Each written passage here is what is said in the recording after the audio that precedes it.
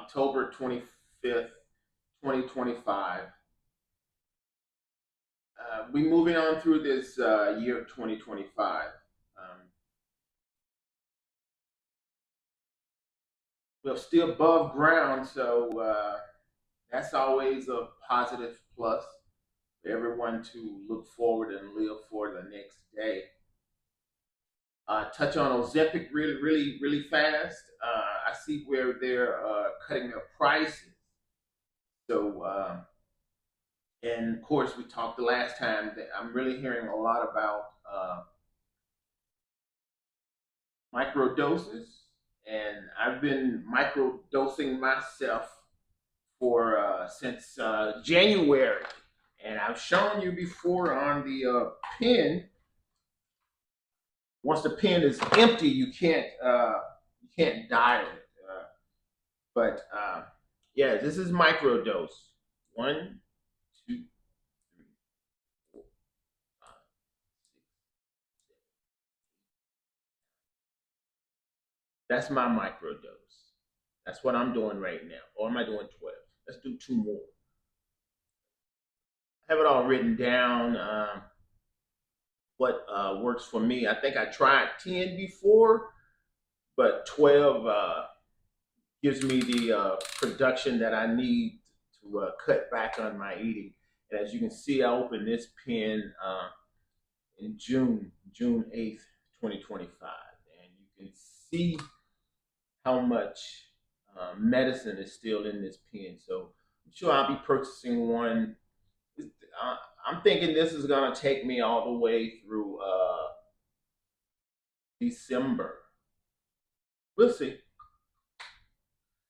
So the prices are some prices have been announced that they're cutting it in half. So I would love to see someone go on a journey and in dropping 100 pounds with microdosing and do a month to month progress report so we can see someone that need to drop 100 pounds, what that will look like. And you know, you hope for the best for anyone that choose to do so, that they can lose some of that excess skin. But skin is one thing, but your vitals and your organs are the most important.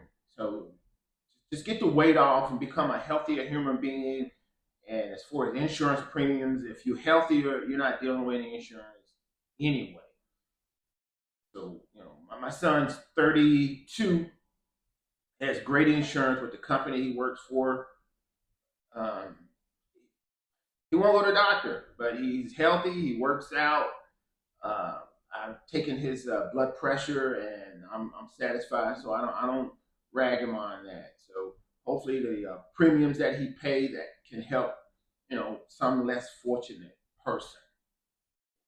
So it's just how this country is set up with insurance, and things are going to get better for this country. It always does. Have been here for 65 years and totally aware of my surroundings.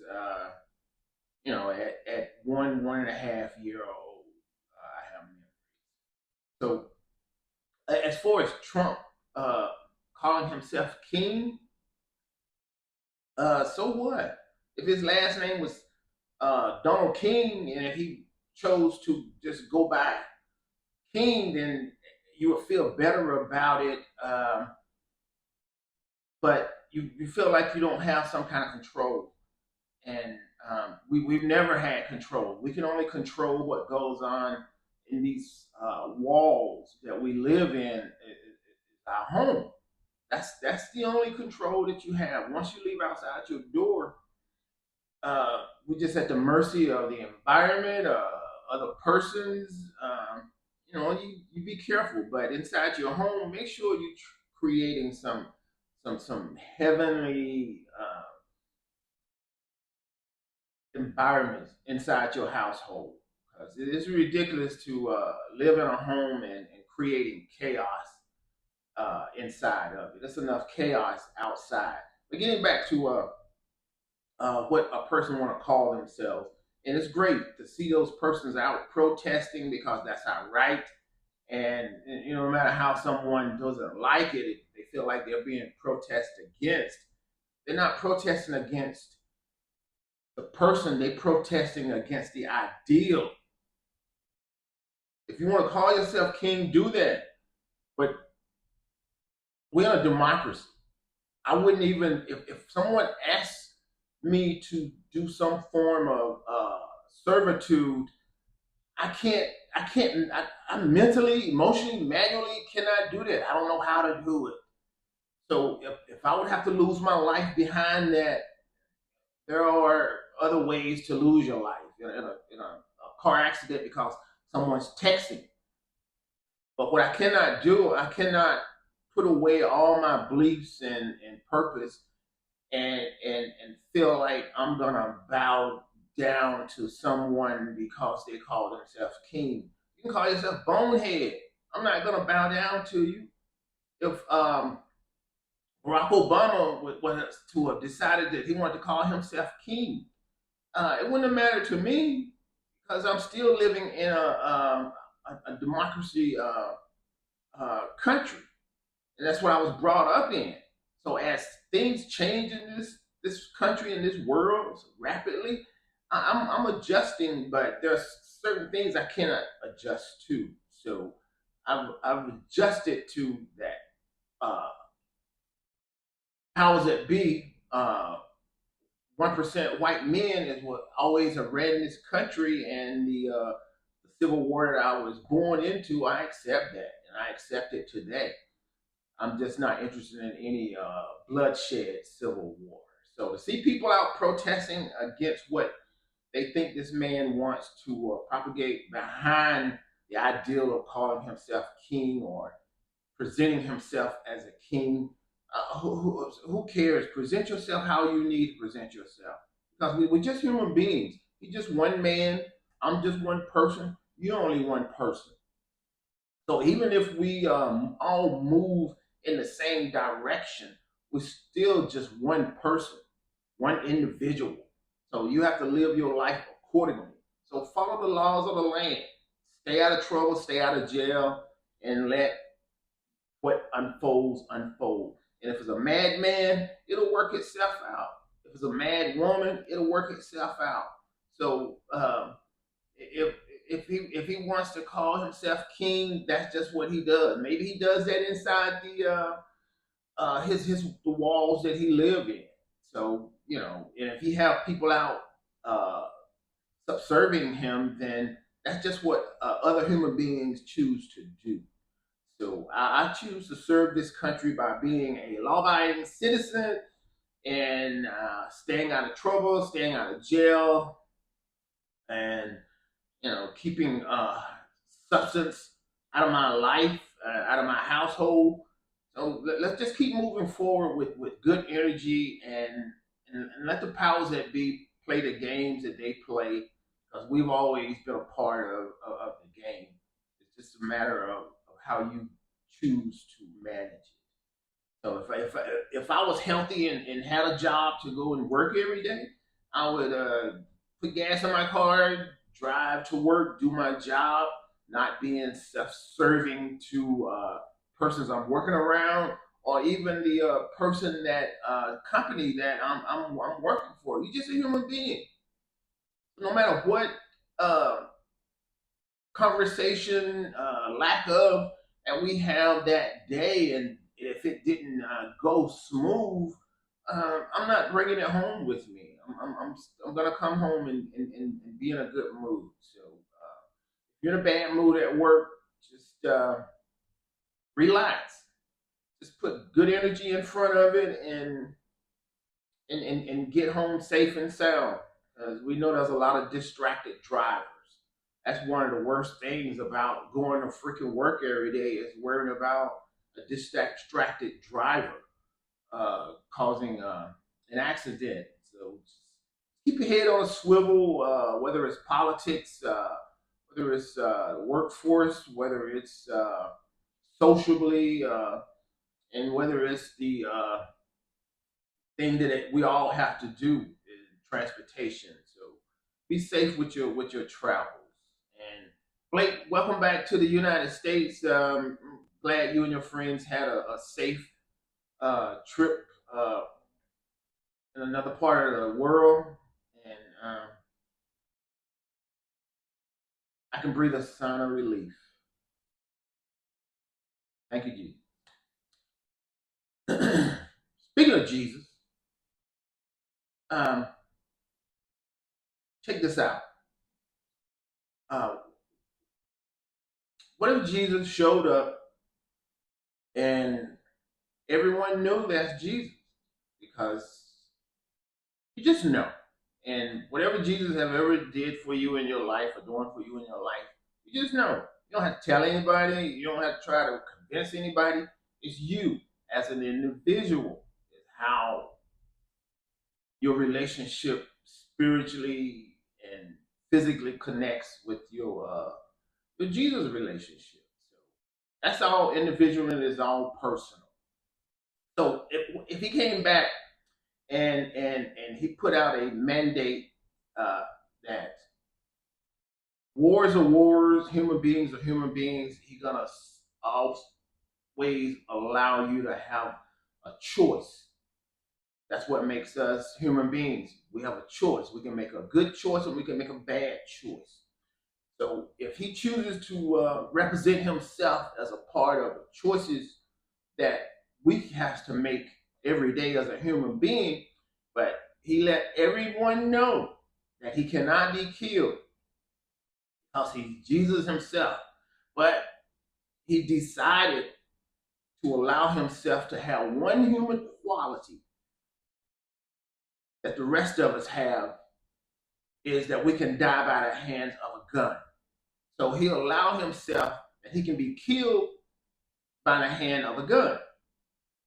So no one knows what he looked like, uh, but he's here walking among us, living among us as who he is as Jesus. And he can't be killed by a bomb, or a nuclear bomb, or a car accident, or stabbing. You know, if you do that to just some person that you don't know who you're doing it to, the young lady that got stabbed here in Charlotte, she could have been Jesus.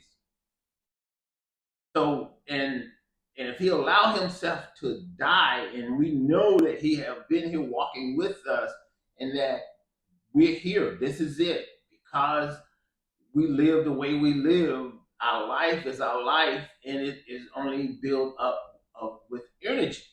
But with the love of Him, we have those great, pleasant thoughts and calming of some of the things that may not be so pleasant in life. Through Him, we can find comfort. So if He's here walking among us, and somebody is in a position that so many people are to take guns into these schools and kill these little babies, those are Jesus babies. Those are Jesus babies. So with guns, I like to see them all locked up in a warehouse under government protection. So you deal with Jesus how you need to deal with Jesus, and I'll continue to let Jesus deal with me how on the side of me making my own personal individual decisions. I decide to just have love, respect, and I don't deal with hate. And I'm gonna mention this government shutdown really fast. And they looking for all these talking points because they have to fill up television air time because TV is so important in this country. The '60s, my generation, we grew up with it. So to hear them say that it's un-American for persons to be out protesting something that they don't like. I mean, that's not right. I mean, it's peaceful and peaceful gatherings. So you don't like the topic, that's that. But to say that people are ungodly and un-American, I'm like, really? That's just say that the country is in a very uncomfortable place right now with terrible politics between Republicans and the Democrats. They all the same people. They go to the same churches. They go to the same parties. They're the same people. I mean, they had the same jobs. They had the same mentality. So y'all do what you need to do to make the government work as well as you can make it work. And as far as this dude calling himself king, that's not important. No one can make us all of a sudden to stop being a democracy. I mean, that's just it's embedded in us. It's the fabric of our lifestyles here in this country. I mean, we've had dictators in the White House before, so we have a dictator in the White House now. But why don't you manage yourself accordingly as an individual? I'm just saying. Um, Being a hairdresser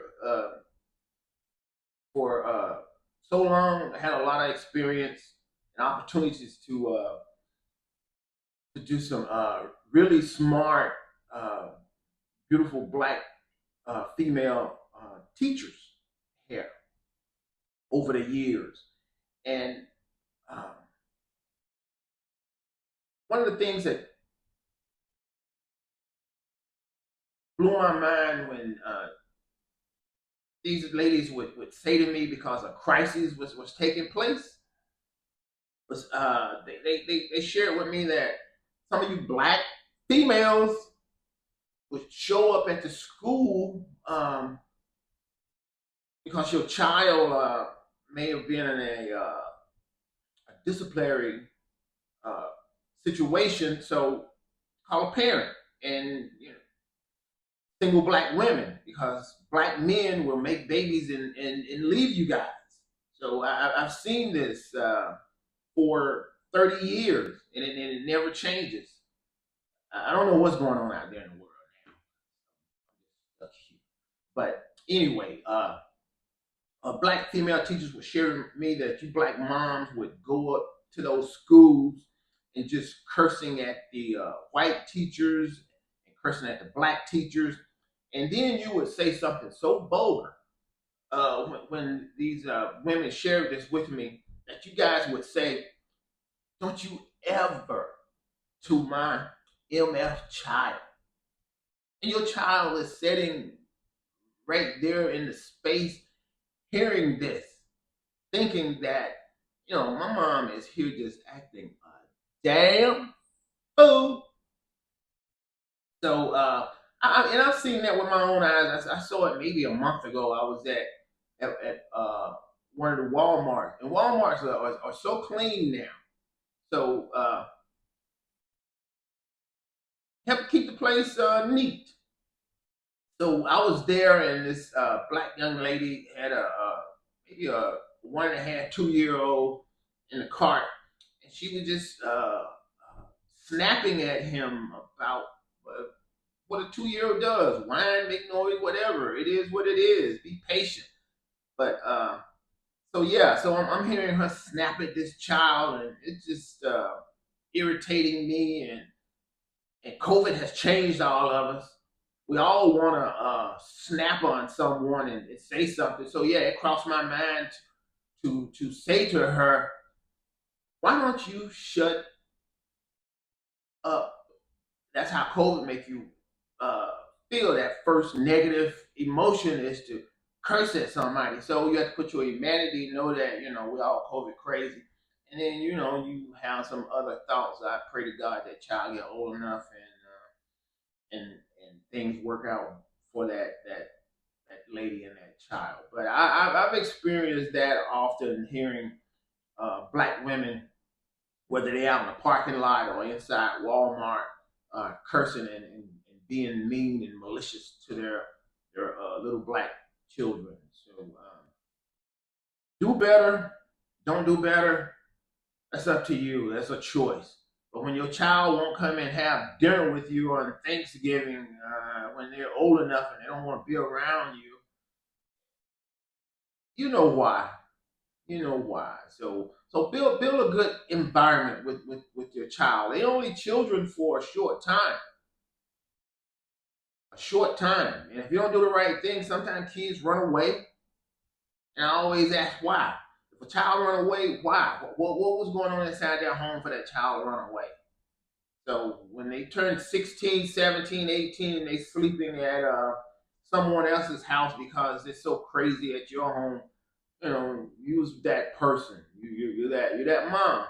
You're that person. So and I don't hope I'm not sounding like I'm chastising anyone, but I know that to raise a better community, it starts in childhood. Raise some loving children. I'm just saying. I'm just saying. But growing up in the '60s, it was what it was. But 65 years of it, and looking at what they're doing in 2025, they trying to. Well, they're not trying. They're they're planning to do a reset and make the last 65 years pretty much politically and socially look the way it looked 65 for the last 65 years. Yeah, we have plumbing, indoor plumbing, brick homes. That's great in the last 65 years. And I think now we probably a million houses, behind. That is what it is. I don't know. Maybe that's the reason they keep the demand so they can keep the market value so astronomical. But how does that be? Y'all do y'all's thing. But at the end of the day, we all have a responsibility just to figure out how we can make our life better. So in 2026, we're gonna start talking about like first grade. So I still haven't at this time gotten to the Head Start yet. This was the first year they was gonna start with Head Start. So they allowed me to start school uh, at 6 with my two aunts, with my aunt and cousin. So we went to Head Start and got on a bus and rode a bus, and there was a couple bullies, and my aunt, looked out for me. And then, I'm not sure how long Head Start lasts. I just remember a few trips we just to get us familiar with what it's going to be like to get on a bus with other kids and ride to a destination and listen and get in single files. Started to develop us to follow direction. So that was cool. That was real cool. And still living in Waco at that time. Uh, so, but in the '60s, living in Waco, as far as I was concerned, it was like that all over the country. And then they started paving roads, and so we didn't have to walk in mud anymore. So that was going to be great, and so that made it a lot easier to get on a school bus and not have muddy shoes. And so that all worked out, and so we was all looking forward to going to the first grade. So we'll talk about that in January. Being in the first grade, it was an all black school. That was that was fine, but there were some things that took place that was questionable. So we'll talk about that. But what I want to share with you now, I haven't been working out because I've been in pain. So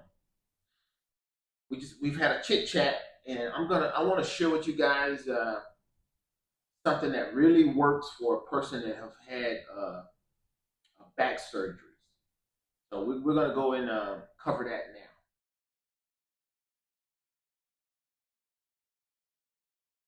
now. This is what I wanted to share with you guys.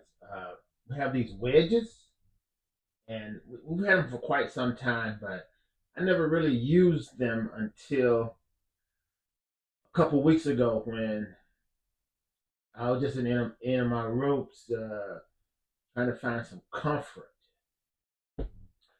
But you take these and place them, and get one behind you to elevate your upper torso as if you was in a hospital bed. If you had back surgery, you was in a hospital bed. So that position, it starts to feel so good to where you just feel like you just want to stay there like for freaking ever. But of course, as soon as they get you walking, they send you home, and there you are. But I don't think I would recommend this for someone that have had uh, a fresh back surgery, because I never used these in that way until pretty much now. We tried them before to sleep with them to elevate us to get a better night's sleep, but that didn't work. But I did this a couple of weeks ago, and if your back need extra support, put your back brace on, and it will keep your back leveled and straight, so everything can just line up. So if you decide to watch a football game or whatever, a movie, whatever, but it'll put you here for a few hours. And believe me, anything you do that's helping your body and you put 3 hours into it, it's only gonna benefit you in a positive outcome. So, needless to say, I have came in here and at 9:30, 10 o'clock, and I fall asleep, and I've awakened at 1:30, uh, 2 a.m., and I'm thinking, how is that possible? Because I use a CPAP. You can't if you use a CPAP, yeah, sleep apnea. You can't take naps because you start snoring and wake yourself up. So I'm always surprised when I have fallen asleep for that length of time with just without any kind of assistance or breathing apparatus. So I would recommend anyone that have sciatica issues to get you wedges, and it can really help. And if you need to lie yourself in a flat position, you just remove a wedge and you just lie here and let everything work itself out. So that's one of the better things that I found on Amazon that can help your back feel a lot better. Stay out of jail, stay out of trouble, stay as healthy as possible. Always continue to help with your health. Be proactive about your health. I mean, that's one of the things that you can help control in your life is your health.